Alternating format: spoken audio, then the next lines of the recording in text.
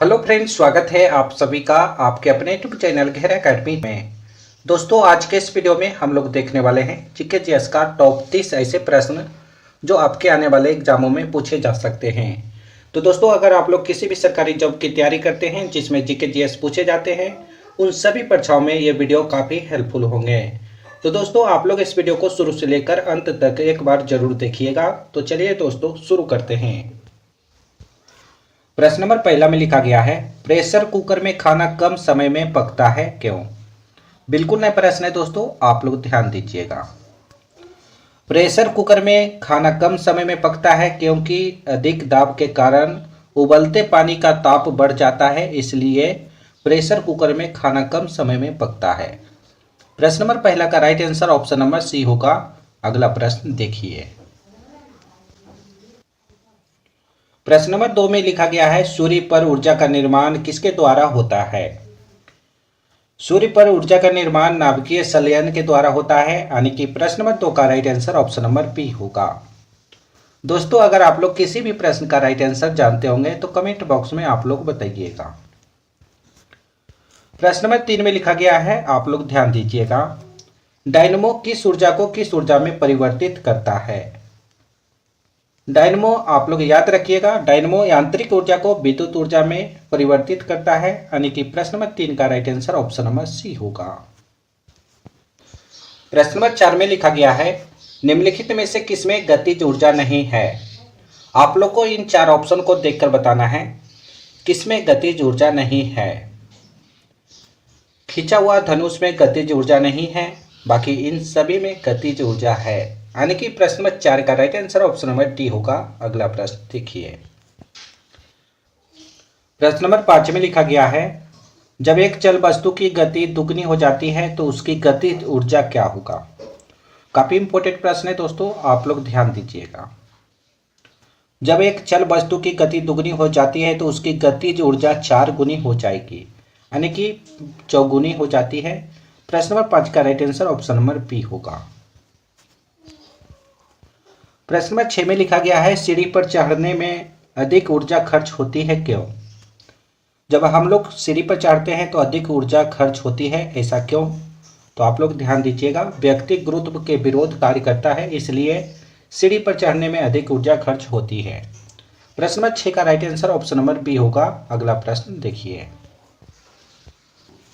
प्रश्न नंबर 7 में लिखा गया है, आप लोग ध्यान दीजिएगा, जब पानी की बाल्टी काफी तेजी से ऊर्ध्वाधर में घुमाई जाती है तब पानी बाल्टी से नहीं गिरता है, ऐसा क्यों? तो दोस्तों, आप लोग ध्यान दीजिएगा, जब पानी की बाल्टी काफी तेजी से ऊर्ध्वाधर वृत्त में घुमाई जाती है तब पानी बाल्टी से नहीं गिरता है, क्योंकि अब केंद्रक बल पानी के वजन से अधिक होता है, इसलिए पानी बाल्टी से नहीं गिरता है। प्रश्न नंबर 7 का right answer option number A होगा। अगला प्रश्न देखिए।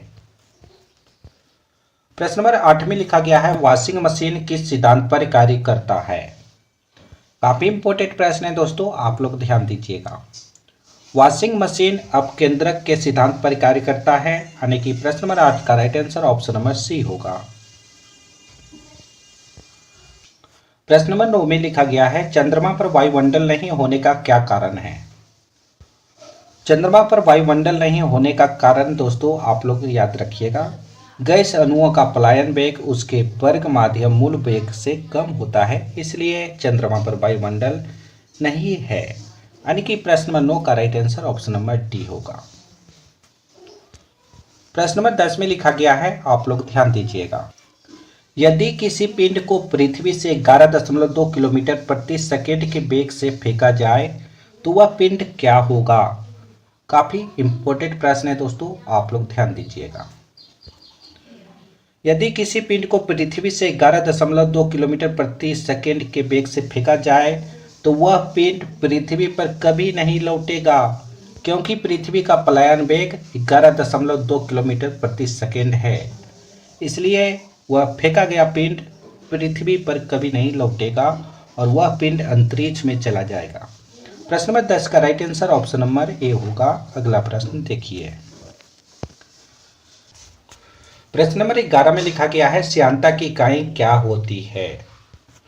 श्यानता की इकाई पॉइज होती है। आप लोग याद रखिएगा। प्रश्न नंबर 11 का right answer option number A होगा। दोस्तों इस वीडियो में सभी प्रश्न काफ़ी इंपॉर्टेंट है। आप लोग वीडियो को पूरा वॉच जरूर कीजिएगा ताकि आपका एक भी सवाल छूट ना पाए। लैंप की बत्ती में तेल किसके कारण ऊपर उठता है? लैंप की बत्ती में तेल किसकी घटना के कारण ऊपर उठता है? यानी कि प्रश्न नंबर 12 का right answer option number B होगा। प्रश्न नंबर 13 में लिखा गया है वर्षा की बूंद का आकार गोल किस कारण से हो जाता है? वर्षा के बूंद का आकार गोल पृष्ठ तनाव के कारण से हो जाता है। प्रश्न नंबर 13 का right answer option number B होगा। दोस्तों अभी तक हमारे चैनल को सब्सक्राइब नहीं किए तो चैनल को सब्सक्राइब कीजिएगा और घंटी को ऑल पर फिट कीजिएगा ताकि सभी वीडियो का नोटिफिकेशन आपको मिलता रहे। वीडियो पसंद आए तो एक लाइक करके इसे अपने दोस्तों के पास भी शेयर कीजिएगा। अगला प्रश्न देखिए। प्रश्न नंबर 14 में लिखा गया है ताप का एसआई मात्रक क्या होता है? ताप का एसआई मात्रक केल्विन होता है। यानी कि प्रश्न नंबर 14 का right answer option number A होगा। प्रश्न नंबर 15 में लिखा गया है 1 किलो कैलोरी ऊष्मा का मान कितना होता है? 1 किलो कैलोरी ऊष्मा का मान दोस्तों 4.2 गुने 10 की पावर 3 जूल के बराबर होता है। यानी कि प्रश्न नंबर 15 का right answer option number C होगा। प्रश्न नंबर 16 में लिखा गया है बर्फ पर दाब बढ़ाने से उसका गलनांक क्या होगा? काफी इंपॉर्टेंट प्रश्न है, काफी बार एग्जाम में पूछा गया प्रश्न है दोस्तों, आप लोग ध्यान दीजिएगा। बर्फ पर दाब बढ़ाने से उसका गलनांक घट जाएगा। यानी कि प्रश्न नंबर 16 का right answer option number A होगा। अगला प्रश्न देखिए। प्रश्न नंबर 17 में लिखा गया है मोटर गाड़ी के रेडिएटर को ठंडा करने के लिए पानी का व्यवहार किया जाता है, क्यों? तो दोस्तों आप लोग याद रखिएगा, मोटर गाड़ी के रेडिएटर को ठंडा करने के लिए पानी का व्यवहार किया जाता है क्योंकि पानी की विशिष्ट ऊष्मा अधिक होती है, इसलिए पानी का व्यवहार किया जाता है। प्रश्न नंबर 17 का right answer option number A होगा। प्रश्न नंबर 18 में लिखा गया है चमगादड़ शिकार का पता लगाने के लिए किस परिघटना का प्रयोग करता है? तो दोस्तों आप लोग याद रखिएगा, चमगादड़ शिकार का पता लगाने के लिए प्रतिध्वनि का निर्धारण परिघटना का प्रयोग करता है। यानी कि प्रश्न नंबर 18 का right answer option number D होगा। प्रश्न नंबर 19 में लिखा गया है, आप लोग ध्यान दीजिएगा, कीड़ों तथा हानि पहुंचाने वाले तत्वों को घर से दूर भगाने के लिए किसका प्रयोग में लाया जाता है? काफी बार एग्जाम में पूछा गया प्रश्न है, आप लोग ध्यान दीजिएगा। कीड़ों तथा हानि पहुंचाने वाले तत्वों को घर से दूर भगाने के लिए अल्ट्रासोनिक तरंगों का प्रयोग में लाया जाता है। यानी कि प्रश्न नंबर 19 का right answer option number A होगा। अगला प्रश्न देखिए। प्रश्न नंबर 20 में लिखा गया है ध्वनि का तारतम्य किस पर निर्भर करता है? ध्वनि का तारतम्य दोस्तों आवृत्ति पर निर्भर करता है। यानी कि प्रश्न नंबर 20 का right answer option number A होगा। प्रश्न नंबर 21 में लिखा गया है ध्वनि का प्रभाव मानव के कान में कितने समय तक रहता है? ध्वनि का प्रभाव मानव के कान में 1/10 सेकेंड समय तक रहता है। यानी कि प्रश्न नंबर 21 का right answer option number B होगा। प्रश्न नंबर 22 में लिखा गया है एक व्यक्ति को अपनी प्रतिध्वनि सुनने के लिए प्रवर्तक तल से कितनी दूर खड़ा रहना चाहिए? काफी इंपॉर्टेंट प्रश्न है, आप लोग ध्यान दीजिएगा। एक व्यक्ति को अपनी प्रतिध्वनि सुनने के लिए प्रवर्तक तल से 56 फीट या 17 मीटर दूर खड़ा रहना चाहिए। यानी कि प्रश्न नंबर 22 का right answer option number B होगा। सुनार का प्रयोग किसके द्वारा किया जाता है? सुनार का प्रयोग नौसंचालकों के द्वारा किया जाता है। यानी कि प्रश्न नंबर 23 का right answer option number D होगा। दोस्तों आप लोग इस वीडियो को शेयर जरूर कीजिएगा व्हाट्सएप, फेसबुक, इंस्टाग्राम इत्यादि पर।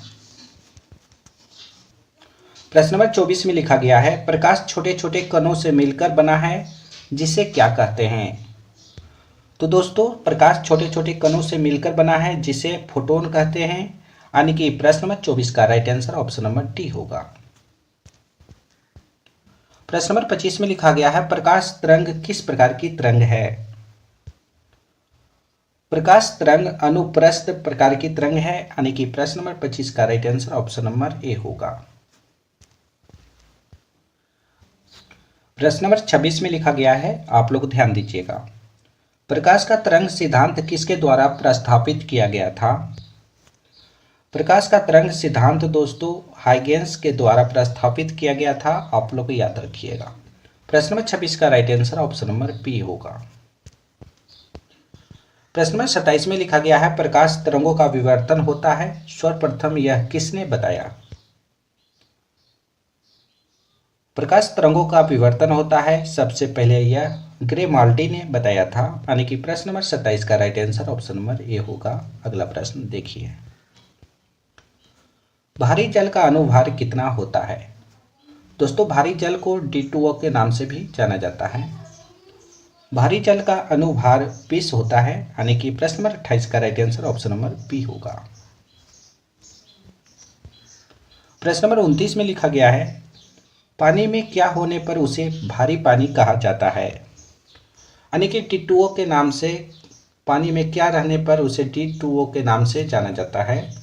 तो दोस्तों आप लोग याद रखिएगा, पानी में हाइड्रोजन का भारी समस्थानिक होने के कारण भारी पानी कहा जाता है, यानी कि प्रश्न नंबर 29 का right answer option number A होगा। प्रश्न नंबर 30 में लिखा गया है कार्बन क्या है। तो कार्बन अधातु है, यानी कि प्रश्न नंबर 30 का right answer option number B होगा।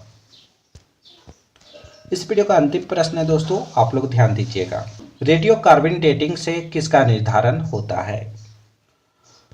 रेडियो कार्बन डेटिंग से दोस्तों जीवाश्मों की आयु का निर्धारण होता है, यानी कि जीवाश्मों की आयु का पता किया जाता है। प्रश्न नंबर 31 का right answer option number D होगा।